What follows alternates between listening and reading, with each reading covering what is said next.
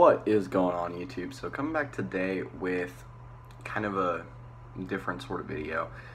So I haven't talked about the NFL for the last few days. It's really been the Olympics only. But today I wanted to talk about, as you can obviously tell from the title, the Indianapolis Colts playoff chances for 2016. Now, before I get into it, I did do an article about this. I mentioned this before, Big 12 expansion. If you want to go check that out, it's basically just this video in a little bit more depth in written form. Go check that out. Link will be in the description below. So, what to even make of the Colts' chances this year? Three big things in my mind. First one is obviously the biggest one. That's Andrew Luck's health. If he can stay healthy this year and just stay productive, get back to the 2014 type production he had, then Colts should be pretty well off this year. Second thing, how well are the Colts going to handle their out-of-division tests this year? They have a few tough games on the road this year, including two pretty tough games against NFC North opponents, the Minnesota Vikings and Green Bay Packers, both on the road. They also draw the Jets on the road, the Raiders on the road, and then the Broncos on the road as well. And then they do have tough home games out of division in the Kansas City Chiefs and Pittsburgh Steelers. Now, third thing, how will the rest of the AFC South improve? The Jaguars do look improved this year, there's no doubt about that. The Colts play the Jaguars first at Wembley Stadium in London on, I believe, October 2nd.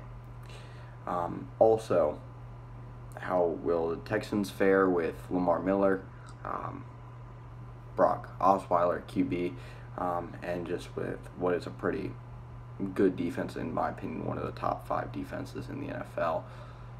Titans, I don't expect too much improvement out of them this year, maybe a few years down the road.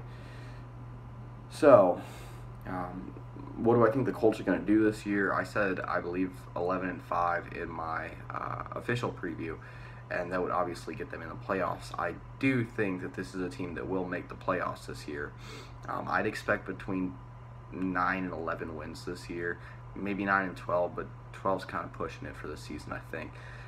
Some of the bigger question marks, obviously, the offensive line. This is the Colts' offensive line that hasn't been good in quite a while. They did invest a lot into their offensive line in the draft, though, so we'll see how that pays off. Running game did not look too good in the first preseason game against the Bills. Frank Gore did not play, neither did Andrew Luck, but Josh Ferguson, who was supposed to be the backup for this year, didn't really seal that up either. Wide receivers, obviously, you got in my opinion, one of the best wide receiving cores in the AFC. T.Y. Hilton, Dante Moncrief, and then expect a breakout season from Philip Dorsett. At least that's the way I'm thinking it's going to go. Defensively, this is a team that is not, they're just not that, they're not that talented on defense. You know, the secondary is not bad, actually. I like what they got in place with the secondary between Mike Adams and Vontae Davis. We'll see how rookie safety TJ Green fares. I believe he's supposed to be starting opposite Mike Adams at safety. Linebacker, you know, losing Terrell Freeman I think is going to hurt. But I still think the linebacking core is going to be all right. Colts linebackers have always at least been mediocre, which I know doesn't sound great, but for Colts defenses, that's at least something somewhat reliable. Defensive line, Kendall Langford and Henry Anderson are dealing with injuries right now. Robert Mathis also did not play in the first preseason game, but I think you can expect Robert Mathis maybe one or two more productive seasons out of him. Henry Anderson, I'd say if you're looking for a breakout player, is a player to look for. Arthur Jones is also currently suspended. So up and down, every position for them, it looks okay. You know, the surrounding depth around Andrew Luck has always been a question mark, but you know, every season he's been healthy, that hasn't really been a problem.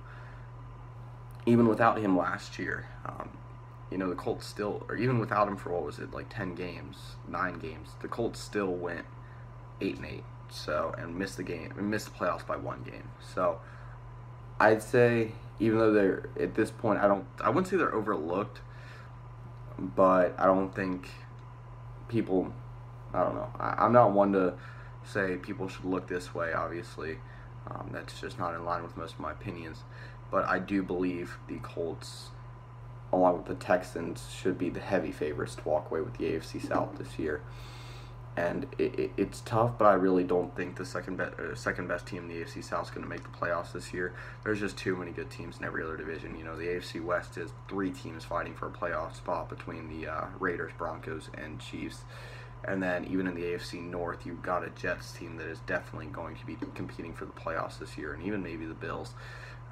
Dolphins could surprise too, but I think they're at bottom of the pecking order in that division right now. And then you look over in the North, and you got a Baltimore Ravens team that I expect to at least have an improved season this year, and then you still got very talented teams between the Steelers and Bengals. Like I said, that is pretty much the complete outlook if you're a Colts fan or any fan of any team in the AFC South, or any team affected by the Colts. Just pretty much everything to expect for the season this year, and then I guess realistic expectations for the playoffs. Like I said, did an entire article about it. If you do want to go see that, like I said, links in the description below. Go check out my website, Twitter, all that stuff. All fire, man. Like I said, almost every video. Anyway, that's pretty much it. See ya.